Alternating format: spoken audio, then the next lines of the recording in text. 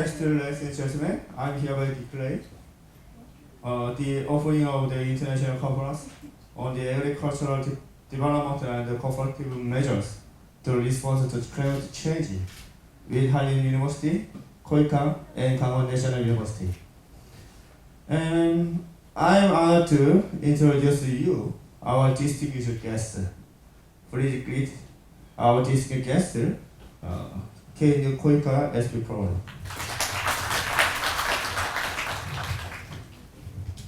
Now, I would like to invite Professor Shin Ho-Jun, Director of the KNU-KOICA Scholarship Program, for opening remarks.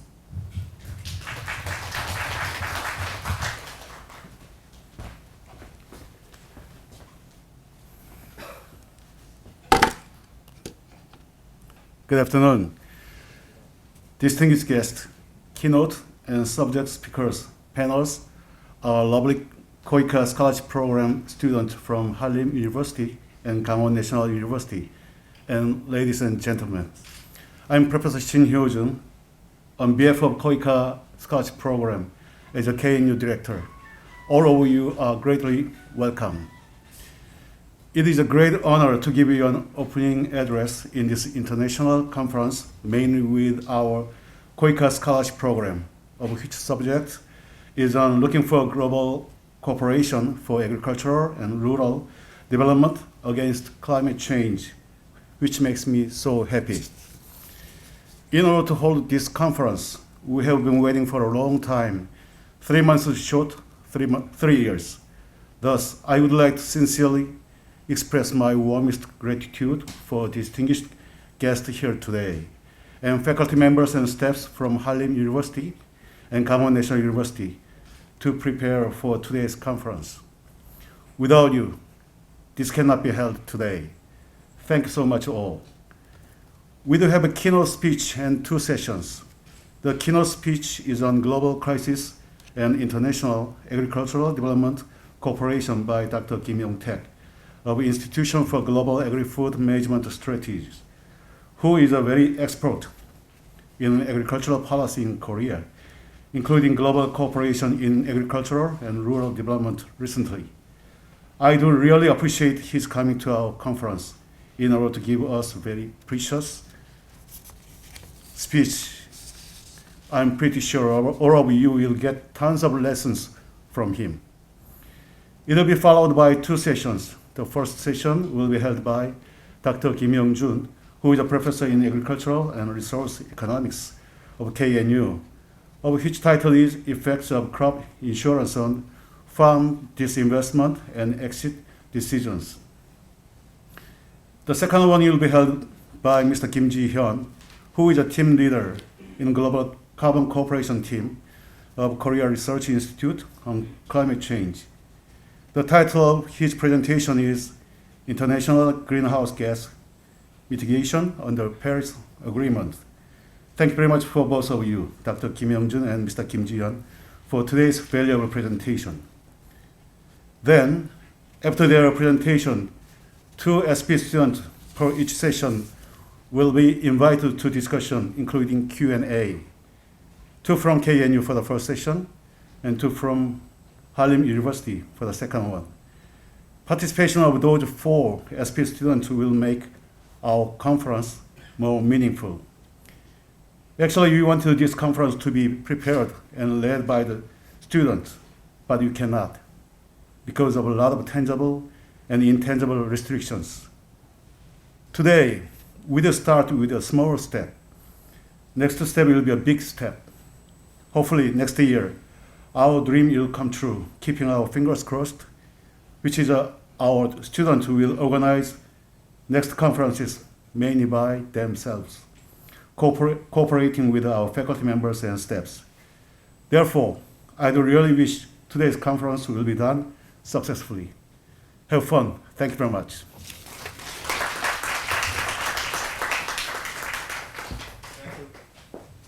Thank you very much, Professor. Next, I would like to invite Professor Ju Han-na, Vice Dean of Graduate School of Global Cooperation, Hanlim University, for congratulatory remarks.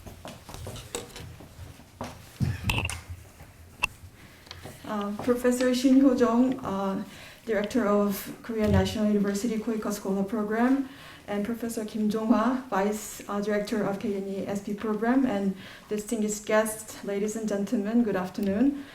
It is a great honor to speak to you on the occasion of the KOICA Scholarship Program International Conference, which is organized by Kangwon University. And Dean of GSGC, Graduate School of Global Cooperation at Halim University, who is also the director of the KOICA SP program, Professor Yang Ki-young, sends his sincere regrets that he cannot attend this conference to congratulate you. I'm delighted to represent him on behalf of the Halim University. As you all know, Sustainable Development Goals are unprecedented in many different levels, and we have many interconnected issues across goals and targets. They seek to bring previously separate and divergent work areas together in an integrated whole, so they can be collectively understood and jointly contribute to the generation of innovative ideas and solutions. So to realize the potential and deliver this SDGs, there is an urgent need for different sectors to work together more closely. So today's conference, under the theme of agricultural development cooperative measures to respond to climate change, actually interconnects two very important keywords in the SDGs, agricultural development and climate change. So in this regard, I believe that this conference will offer very great opportunities to explore new ideas from the different scholarships. And for the KOICA scholars here, both from the KNU and the Halim University, to touch on important keywords beyond their expert areas. I would like to thank the program committee of the KNU again for organizing this excellent event and for inviting the Halim SP scholars today for their presentations and all. I'm sure this conference will be a great success, and as Director and Professor Shin Hyo-jong mentioned, a great step forward, next level. And I wish you a successful and very, very fruitful presentations and discussions today. Thank you very much.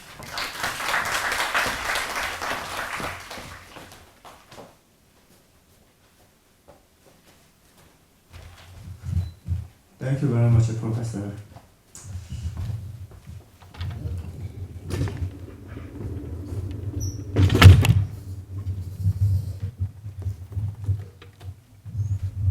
Next stage is keynote speech.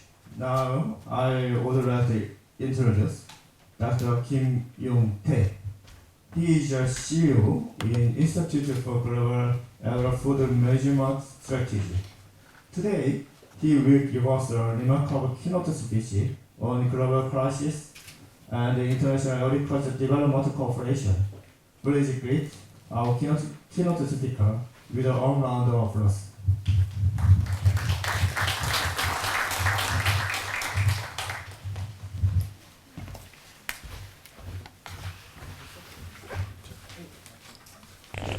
Okay, good afternoon, ladies and gentlemen. I'm very honored and pleased to give a keynote speech at the International Conference in SP program caused by Kangwon National University and Halim University. I lectures on agriculture policy in SP program a few years ago. At the time, all the class participants enthusiastically learn and actively discuss a lot of agricultural development issues to solve their country rural problems.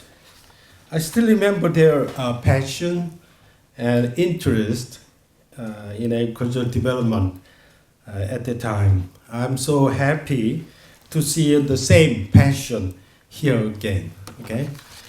Today I'd like to talk about the importance and the direction of the international agriculture development cooperation in response to recent global crises. First, let's take a closer look at the global crisis that have a significant impact on the direction of the international agricultural development cooperation. Among the recent global crises, I think the global crisis that had the greatest impact on international agricultural development cooperation is by far is COVID-19. As we already know, the COVID-19 has caused global supply chain collapse, resulting in a steady rise in global food prices and further worsening rural poverty. So, according to the UN SDG implementation report, the global poverty population has increased for the first time since 1998. Increasing number of the poorest by more than 77 million in 2021. And the per capita income in developing countries fell by more than 5%. So the next major global crisis would be, I think, is the war between Ukraine and Russia. The outbreak of the Ukraine war, the West sanction and Russia opposition sanction have further increased food and energy price, which have already risen due to COVID-19. So the food and the higher food and energy price are taking much economic pains on almost the many developing countries. So World Economic Forum this year already pointed out that the millions are now in danger of being pushed into poverty and malnutrition. So FAO has also identified that at least 2/3 of the people experiencing the food insecurity are rural population. So climate change also another the global crisis that has a serious impact on international agricultural development cooperation. In 2016, the World Bank predicts that the climate change would lead up to 100 million poor people in developing countries. The global crisis caused by climate change is not something that a country can solve alone. The close international cooperation are needed. So in general, next the global crisis would be the first industrial revolution. So the first industrial revolution is known as a new driver that will lead to cooperative profit creation and productivity improvement. So due to the difference in accessibility and utilization capability of digital technology, the income gap is widening between urban and rural areas and between those who have digital access and those who do not have digital access. And the small farm within rural area can be alienated from the development. The struggle for the hegemony among major power countries, the pursuit of the national interest, and the trend of the deglobalization show another global crisis. So countries around the world prioritize their interest, as evidenced by the conflict between United States and China and the Ukraine war. So this trend has been intensified in recent years, which has led to the anti-globalization trend. Since the UN adopted its Sustainable Development Goals, the 7 years has passed already. Although donor countries have made great effort to expand their financial resources to achieve the SDGs, it has been confirmed that it will be difficult to achieve the SDG only with the ODA fund. So according to the UN Secretary General Special Report in 2019, the SDG need $2.5 trillion a year to achieve their goal. However, total ODA fund in 2018 was only $149 million, which is very insufficient to meet the SDG goal. This international condition is one of the global crises that make it difficult to achieve the visions and missions of the international development cooperations. So let's say in the past, the classical development economics understood that the agricultural development is an essential process to achieve the industrialization. Agricultural growth has been understood as a process that a country must go through to achieve economic transformation. Agriculture has played several positive roles, like the providing food to the people, the supplying raw materials and labor force for industrial development, accumulating capital for the industrialization, saving foreign currency through the export and import substitution, and providing landscape to the urban residents. This perception has been well demonstrated by the example of the many countries that have achieved the economic transformation successfully. So, for example, Korea economic development in late 20th centuries, the British Industrial Revolution in the mid 18th centuries, and Japanese economic growth in the late 19th centuries. Both are the representative example of the successful industrialization through the stable agricultural growth.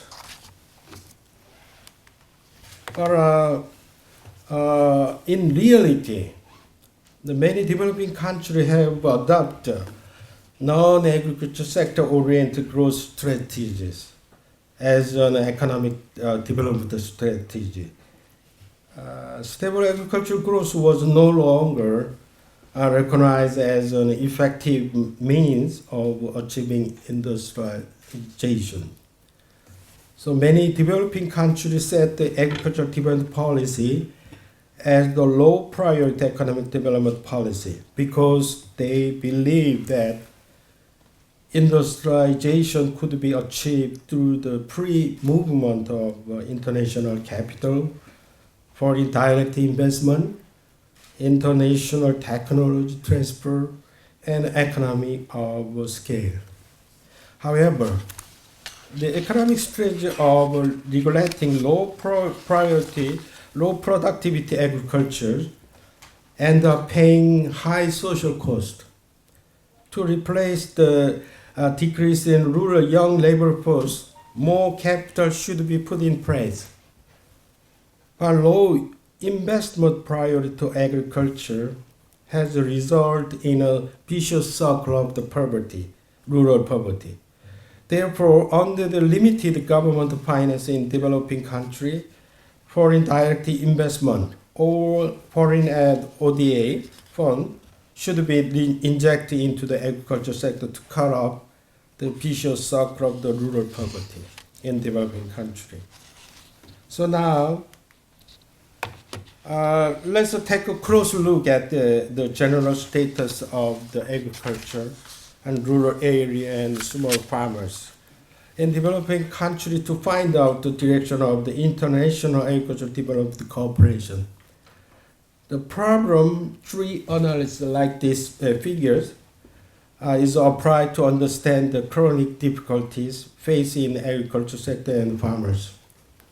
Cambodian agriculture as a representative example is selected to figure out the current difficulties of the agriculture sector in developing countries like this figure. Slide 6, this one, shows the cause and effect relationship to analyze the current states of the agriculture sector and natural resource sector in Cambodia. The problem of the agriculture sector was summarized as the low productivity, restriction on value-added creation, and capital struggle of natural resource are being vulnerable to climate change. The three reasons for these outcomes are the poor and climate vulnerable infrastructure, underdeveloped agricultural value chain, and unsustainable natural resource management exacerbated by the climate change. This core sector problem has resulted in following the three negative outcomes.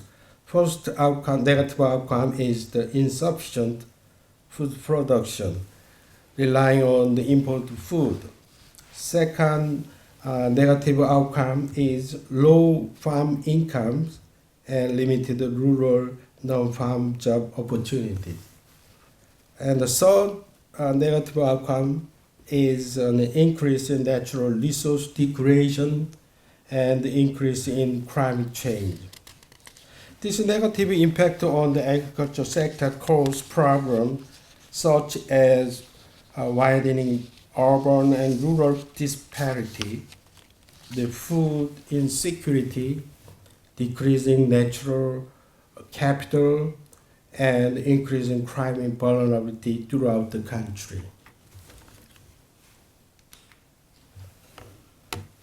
So recently, many discussions have been made on improving value chain of the agricultural commodities in the International Agricultural Development Cooperation Project.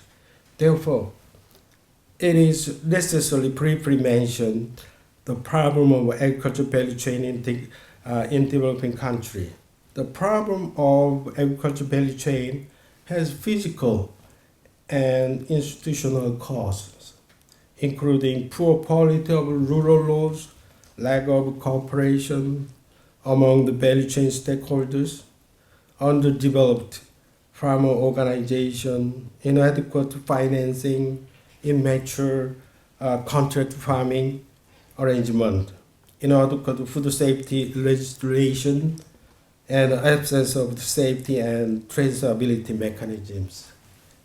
So,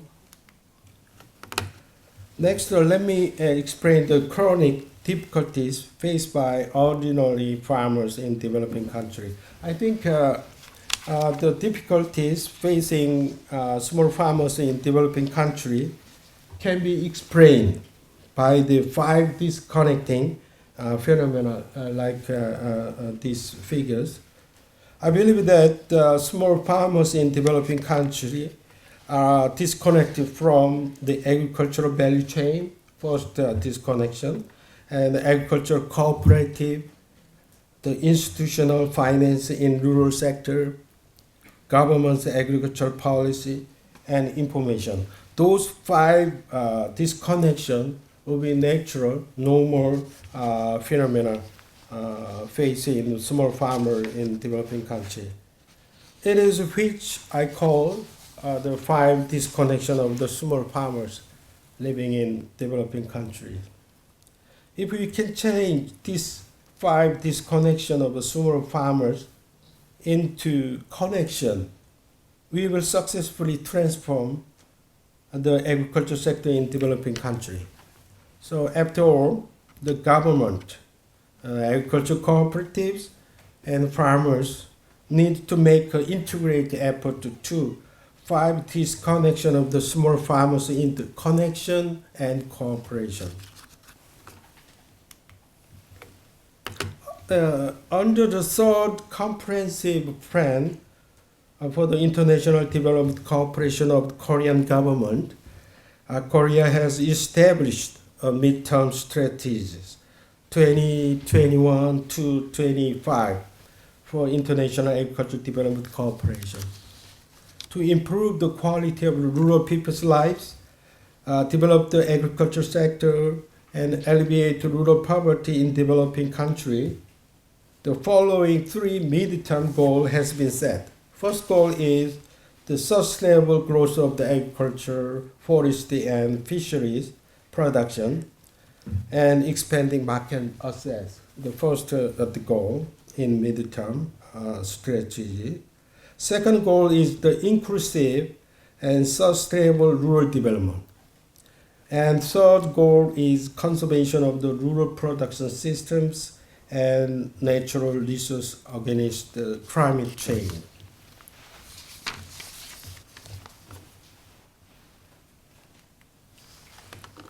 Finally, I would like to conclude the keynote speech by mentioning some additional consideration to enhance the performance of future international agricultural development cooperation project. First, is it necessary to model some successful international agricultural development cooperation project implemented by Korea and establish the brand of Korea International Agricultural Development Cooperation. In addition to modeling this successful project and spreading them to other developed countries, other successful cases of Korean agricultural development, such as horticultural industry development, agriculture marketing improvement, livestock industry development, and smart agriculture, can be a good candidate for the International Agricultural Development Cooperation Project. Second, there is an increasing need to work with the related institution for the effective implementation of the project. It is necessary to strengthen link with the market and strongly participate in agricultural value chains. I don't think that the only Korea model is a better model. There are many successful projects implemented by other donor countries and international organizations. So benchmarking successful projects of other donors country or international organization and the activity working with this organization will enhance the performance of Korean Agriculture Development Cooperation Project. So thirdly, the project's sustainability should be emphasized. To increase the sustainability of the project, it is important to identify the demand through the feasibility study and workshop based on the voluntary participation of rural residents.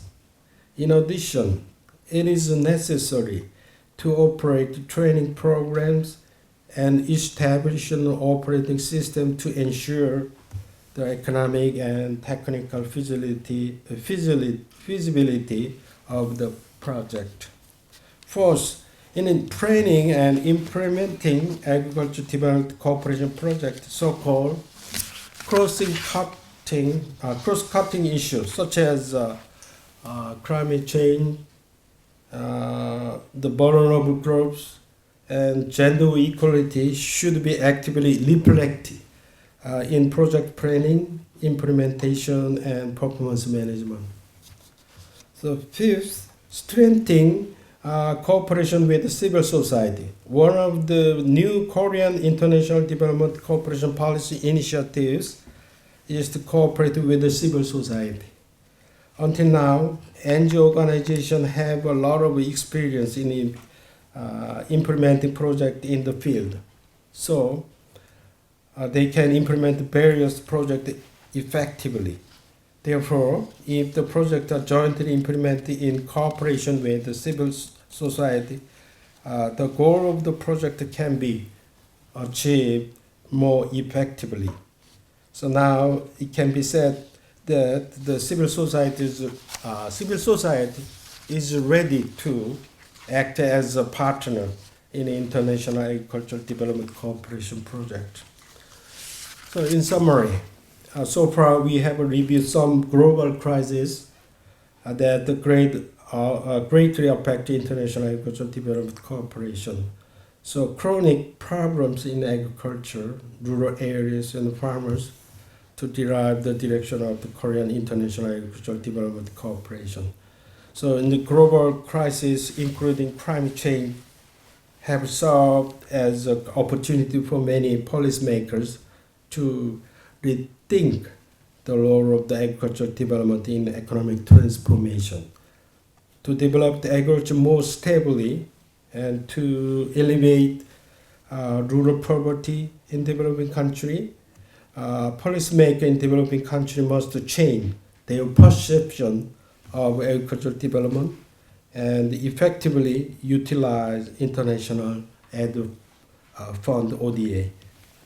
So finally, I would like to conclude my keynote speech with the hope that the SP program will continue to operate well in the future and contribute greatly to agricultural development and rural poverty reduction and sustainable resource management in developing countries.